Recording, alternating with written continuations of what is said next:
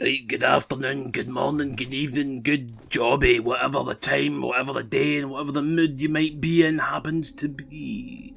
We are now at the beginning of Spooky season and that, no? So, we're going to begin spooky season with a review of F.E.A.R on the Xbox 360, played via backwards compatibility on the Xbox Series X.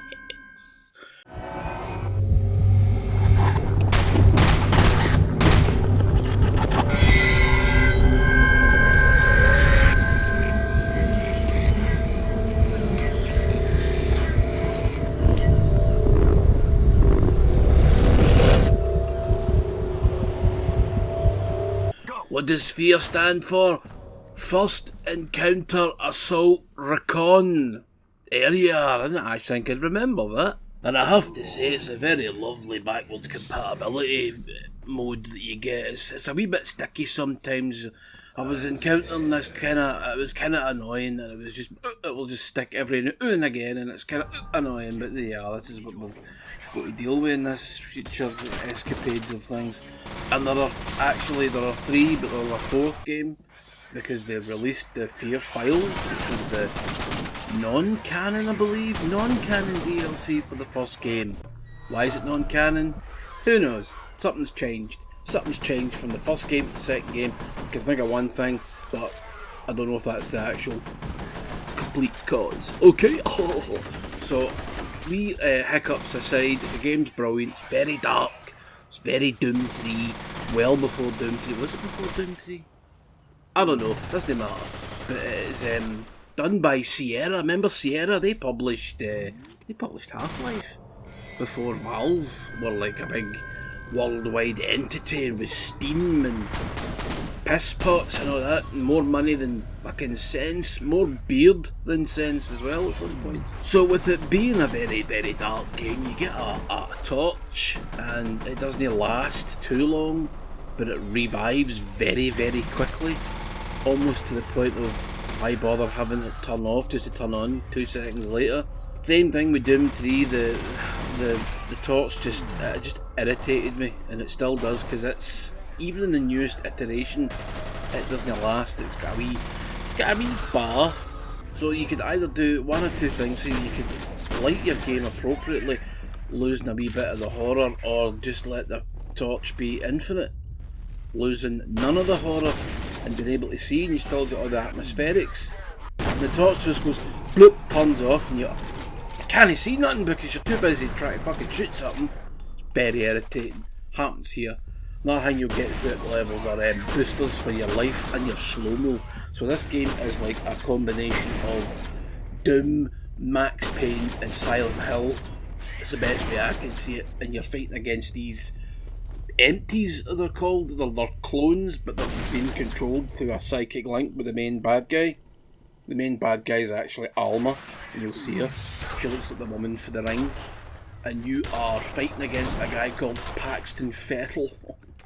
Paxton Fettel, what a fucking name. It's like a Star Wars name. But it gets better because the main character's name is Point Man. So this game came out back in the days before, greater naming conventions were really a big thing, because you had like Doom Guy, Point Man, Duke Nukem, I suppose, and then that old bastard from Shadow Warrior, Lo Wang, Honky Jobby. I like the name. It's funny, it's hilarious. Laugh now, before Satan crawls up your arsehole and takes over your penis. If you've got one of those things, or whatever your accoutrements might be, accoutrement. And it's scary game. Has to be scary, otherwise what the hell would be the point in me reviewing it right now, you know what I mean? So it's dark, the soundtrack is great, it's dark and the soundtrack is wonderful. Very Silent Hilly. No, it's no, but it's good. I'm talking shite here, by the way, as per usual. Soundtrack, I suppose it suits the mood. Kind of like a Silent Hill soundtrack, or a Resident Evil soundtrack. Slow, deliberate pulses of noise, and you're in a dark, and you can slow down time like Max Payne. Did I mention that? It's like Neo for the Matrix. and you can jump kick folk in the face in slow motion.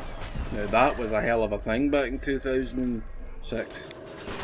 It came out the same year as the 360, so it must have been at like 2005, the PC. So this would have been after.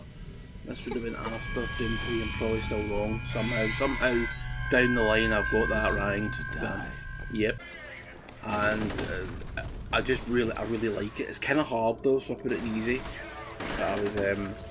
I was kicking arse. It's also got some lovely glass smashing nonsense. And I did encounter a glitch where I was running around this arena and I was getting shot at, but I literally couldn't figure out where the shots, bullets, killy metal things were coming from and aimed towards my stupid melon fucking head. So I died, and it looked like the bullets were coming out the floor. So that was a glitch. You don't see too many of them now, do you? That would be total nonsense to think that. Anyway, so you run around this very dank atmosphere. The whole game is very atmospheric. It's very on point. Very dark grey and brown and blacks. And then there's blood, and if you get a shotgun and you walk up close enough to someone, you can turn somebody into red mist. So great. Plus the enemies are actually fairly varied. You'll get guys that have got armour, various styles of armour. You get bigger guys that have got like guns that can pin you to the wall. That's great fun. Love pinning folk to the wall. Got a good Half-Life sense of humour at this, with Half-Life did that, Half-Life 2 rather. And I feel like this game is kind of similar to Half-Life, and it's quite claustrophobic and you're crawling around dark ducks, but Half-Life wasn't really scary, was it? Half-Life was bright, it was like Doom. It wasn't scary, but you're fighting scary things that would be considered scary things, you know? I also noticed in the main title that it's got a bonus mission. Don't know what that is, so if you buy this, batter into that, let me know, or don't. Up to you, whatever you can be arsed doing. Can you be arsed doing it? That's the next thing. Not the longest of games either. Main antagonist is pretty sinister, pretty disgusting. He likes to eat people as well. Very weird chap is old Paxton. Aye, and Alma, just creepy Japanese woman. Turns out to be your your fucking nonsense. And I like F.E.A.R quite a bit. I've liked it for many a year. It's a great wee game. And it's brilliant that it's now part of backwards compatibility. It's just a shame there aren't more in that line, like Space Marine, for instance, or even the remake of Splatterhouse. Alright, wasn't the greatest game, but I'd love to see it in backwards compatibility, you understand? And like I say, there's another 3 titles in the series, and I will get to them. Oh boy, I'll get to them, motherfuckers. No problemo. Sequel's quite different though, and it's look and feel, so we'll get into the nitty gritty.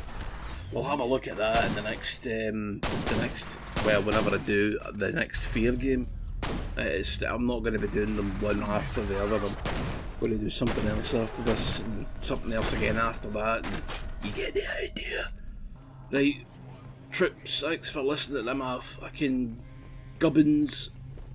Please do subscribe if you haven't already. I do really appreciate it. Also, a wee like to get me further in that algorithm would be great and all, and I'll see you all later.